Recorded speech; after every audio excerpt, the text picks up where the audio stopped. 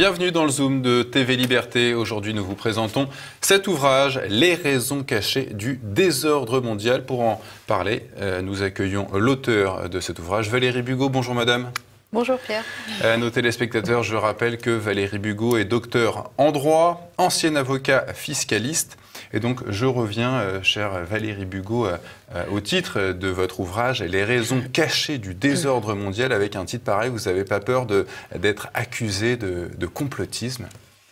Ben écoutez, c'est ce qui... J'ai été prévenue au moins par mon préfacier, donc je ne suis pas si étonnée que ça. Je ne suis pas non plus étonnée parce que, en fait, les travaux qui m'ont amené à la description de ce titre m'ont moi-même étonnée. Enfin, les découvertes que j'ai faites m'ont moi-même surprise. Et si j'ai écrit ça, c'est pour une bonne raison, c'est qu'en réalité, aujourd'hui, de façon indiscutable, les multinationales ont pris le pas politique sur les États. Et donc, les États ne sont plus des entités politiques à part entière, dans le sens où la politique consiste à gérer des intérêts divergents, etc., au sens traditionnel du mot politique. Donc, à partir de ce moment-là, tout est biaisé. Le vocabulaire, la sémantique est pervertie. Et donc, ça arrive à une cacophonie généralisée où plus personne ne peut communiquer, puisque les mots n'ont pas le même sens pour les gens, les uns et les autres.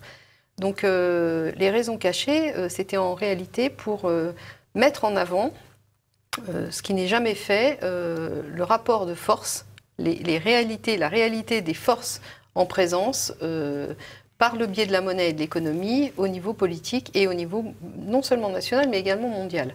Voilà, parce que moi, mes travaux ont commencé évidemment dans le cadre national, mais ayant approché d'assez près les questions de prêt de transfert et de fiscalité internationale, je me suis rendu compte que le problème était beaucoup plus vaste et que la France n'était pas grand-chose, qu'un élément parmi beaucoup d'autres de cette problématique d'ensemble qui est tout à fait radicale et cachée. Votre ouvrage part de ce constat, en tout cas c'est le vôtre, on peut le partager. Je vous cite, l'État actuel est entièrement dominé par le système bancaire. Donc oui. Vous parliez de la domination des multinationales, vous parlez vraiment de la première d'entre elles, c'est selon vous ces banques. Quel fait vous permet d'affirmer que les banques dominent la politique mondiale ? Alors, ce n'est pas un fait, c'est un mouvement historique en fait. Les banques dominent la politique parce que tout simplement la main qui donne est au-dessus de celle qui reçoit, comme Napoléon l'avait parfaitement décrit. Et en réalité, les banques ont pris le contrôle des systèmes monétaires d'abord en interne, par la création de banques centrales qui ont géré les masses monétaires en circulation. Et maintenant, au XXe siècle, ce système s'est totalement intégré au niveau international, avec la BRI, les institutions de Bretton Woods. Et actuellement, tout ça est en transition puisqu'on s'achemine lentement, de moins en moins lentement d'ailleurs, vers un renouveau du système financier international, mais qui n'en sera pas moins centralisé et intégré. Donc, alors vous parlez évidemment du rôle de ces banques centrales. Quand est-ce qu'elles sont nées un petit peu ces banques centrales, qu'on comprenne à quand ça remonte ce système qui, vous dites, est né aux Pays-Bas et ensuite s'est installé en Angleterre avant de revenir en France? Absolument. Alors la première institution qui vraiment préfigure ce que deviendra les banques centrales est née aux Pays-Bas parce que ça a été la Banque d'Amsterdam. Qui était la similitude avec les banques centrales, c'est que les capitaux étaient privés. Elle a été présentée comme une banque d'État, enfin une banque qui avait la garantie des Pays-Bas, garantie donc d'État, et elle émettait des valeurs qui circulaient quasiment librement. Donc à strictement parler, ce n'était pas une banque centrale, mais elle fonctionnait déjà comme une banque centrale. Et toutes les banques centrales du monde aujourd'hui fonctionnent selon ce système. Par exemple, la Réserve fédérale américaine, c'est le même système. Bien entendu, la Réserve fédérale américaine, ce sont des capitaux privés qui sont derrière.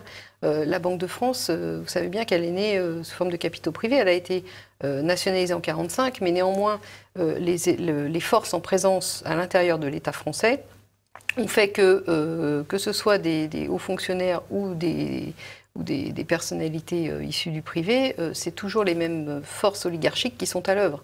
Donc ça n'a pas changé fondamentalement. Ça a changé parce qu'il y a eu l'instauration en 1945 du circuit du Trésor et qu'il y a eu une reprise en main politique du contrôle monétaire. Et ça a été fait grâce notamment au CNR. Mais maintenant, nous avons fermé la porte, nous sommes passés, et Pompidou y est pour beaucoup, non seulement par rapport à sa loi de 73 très décriée, mais également parce qu'il a représenté un rapport de force qui s'est inversé.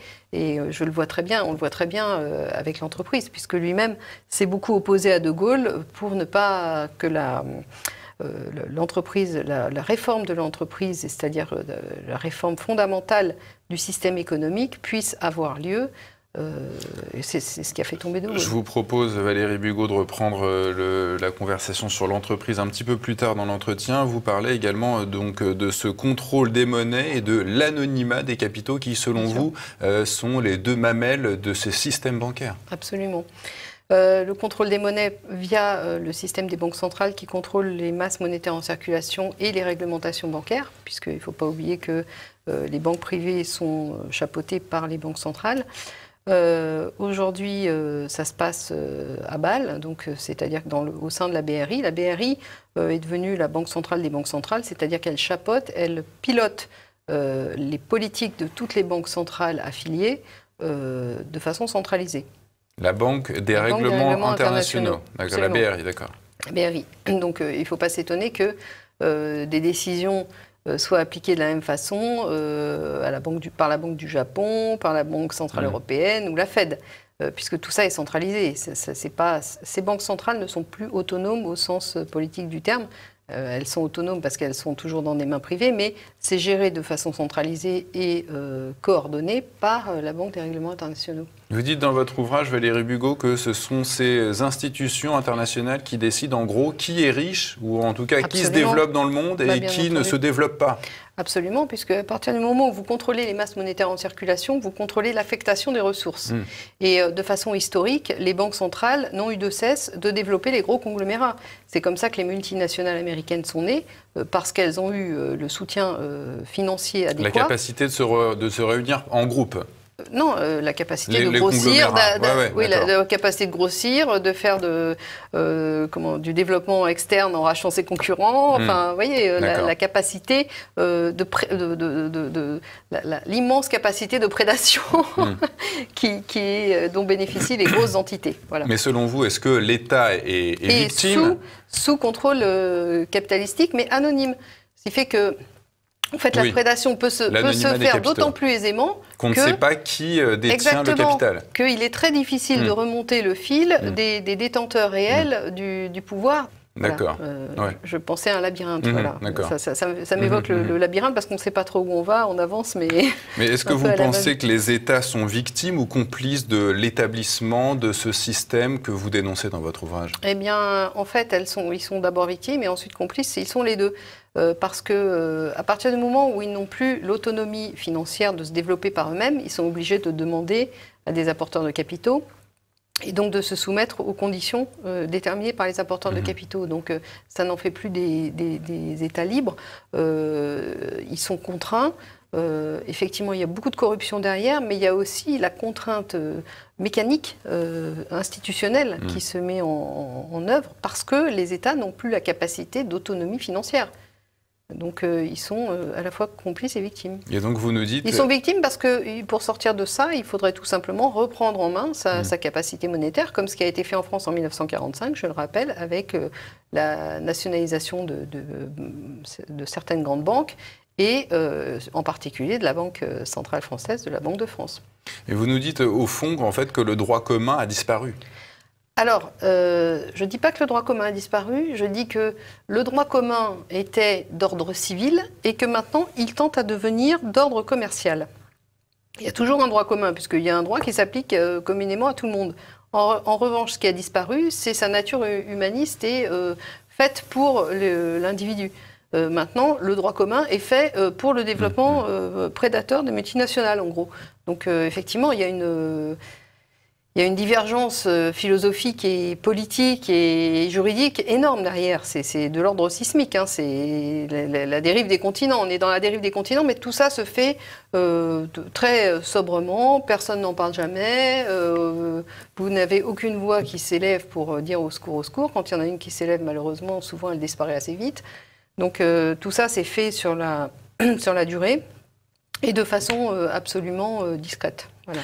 Vous évoquez également, Valérie Bugeaud, le rôle des paradis fiscaux, voilà, ces États qui organisent, je veux dire, une fiscalité au rabais pour permettre aux multinationales de payer beaucoup moins d'impôts. Et vous dites que voilà, dans ces établissements bancaires privés situés dans ces paradis fiscaux, les sommes qui y sont déposées sont voilà, en fait sous la domination d'établissements anglo-saxons. Mais je veux dire, où est le problème? Pourquoi c'est un problème de déposer cet argent dans un établissement anglo-saxon? Non, le problème, anglo-saxon, oui, ce qu'on veut, mais ce qu'il faut bien comprendre, c'est que ces établissements, ces zones opaques, sont des concurrents des États, des concurrents directs, puisqu'elles soutirent en fait des capacités de subsistance aux États.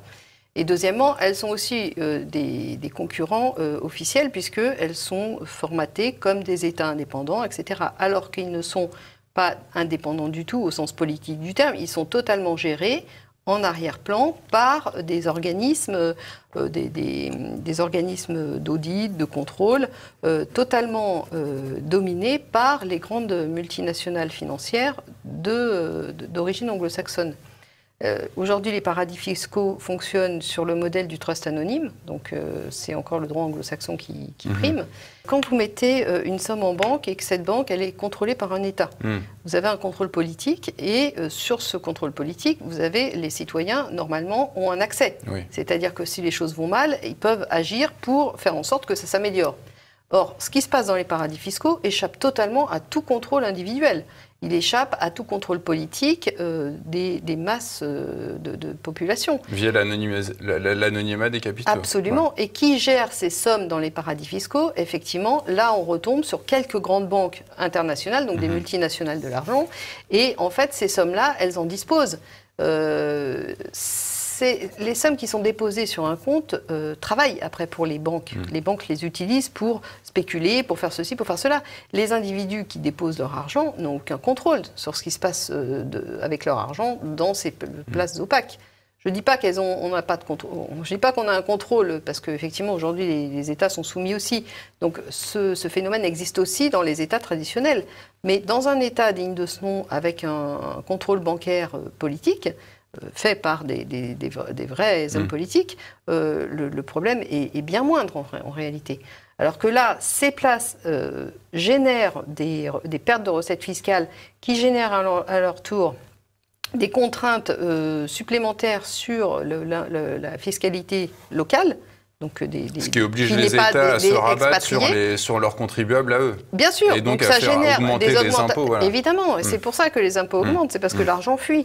Et donc quand je dis que c'est dangereux, c'est pour ces deux raisons précises. C'est d'une part parce que ça entre en concurrence avec les États, et d'autre part parce que les particuliers perdent totalement la main, n'ont aucun contrôle effectif des sommes qu'ils vont expatrier au paradis terrestre. Valérie Bugeaud, je pense que tous nos téléspectateurs ont déjà entendu ce terme, voilà, le gouvernement mondial. Vous dites qu'aujourd'hui, le but final de ces banques privées est d'asseoir leur pouvoir par l'élaboration de l'avènement de ce fameux gouvernement mondial. Mais est-ce que vous pensez vraiment qu'il y a une entreprise cachée, concertée, qui veut l'avènement de ce...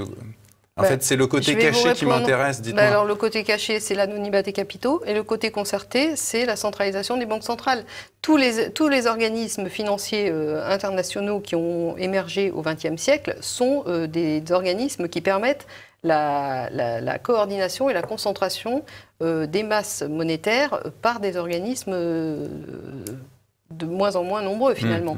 Ce qui est en train d'évoluer aujourd'hui, quand vous savez qu'aujourd'hui le dollar américain est en train de perdre sa suprématie comme devise internationale, et donc ce qui est en train de se mettre en place ne va pas dans un autre sens que ce que Keynes préconisait en 1944 avec le Bancor.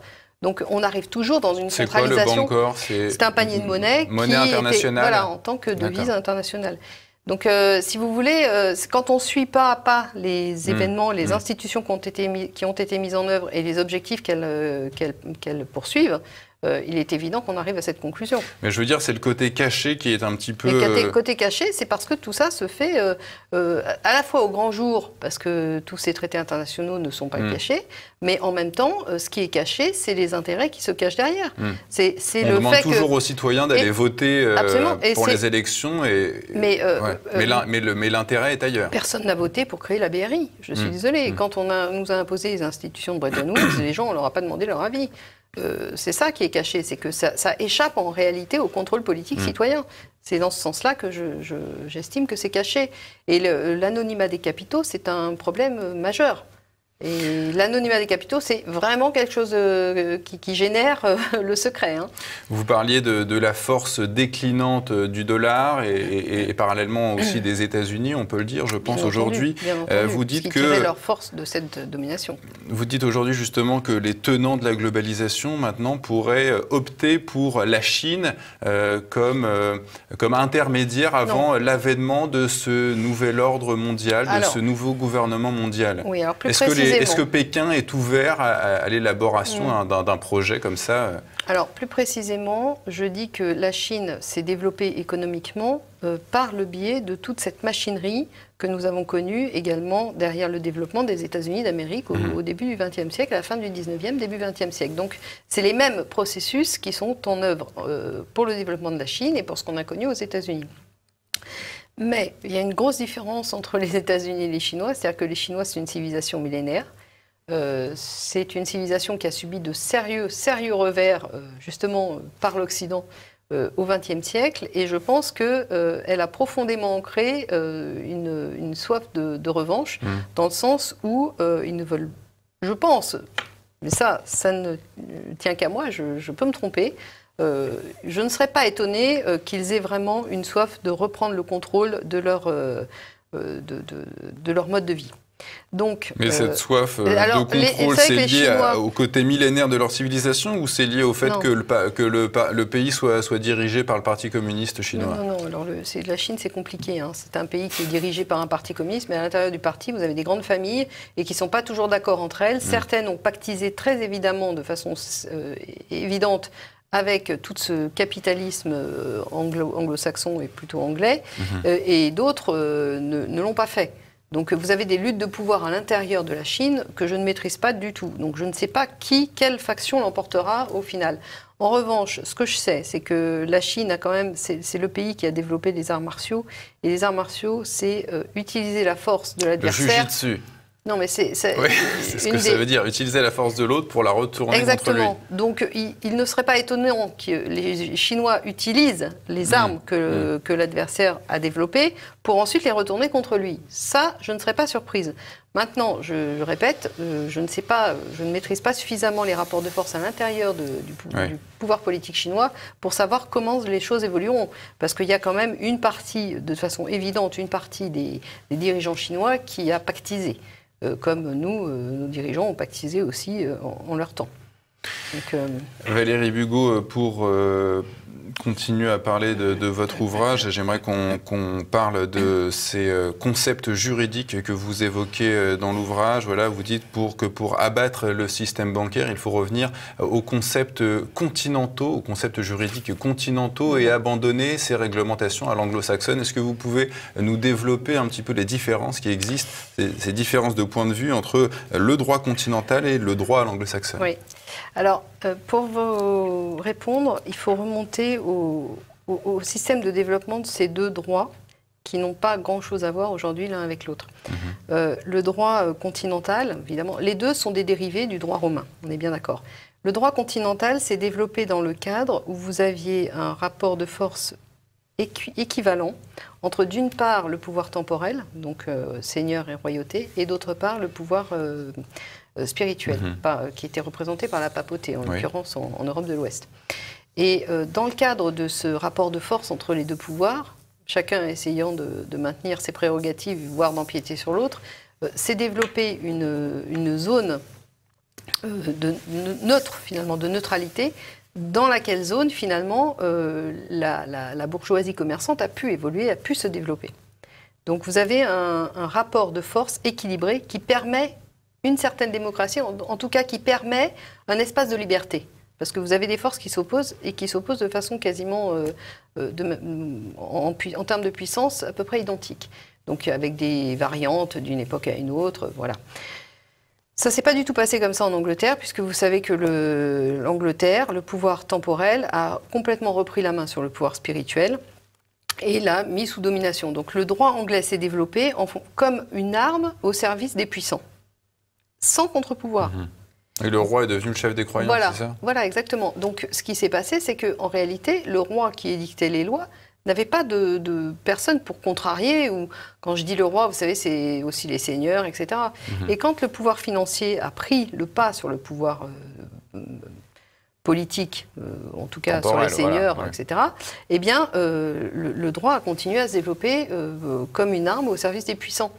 Donc le droit anglais est une arme au service des puissants, tandis que le droit continental traditionnel est une arme politique qui permet un développement civilisationnel. Voilà.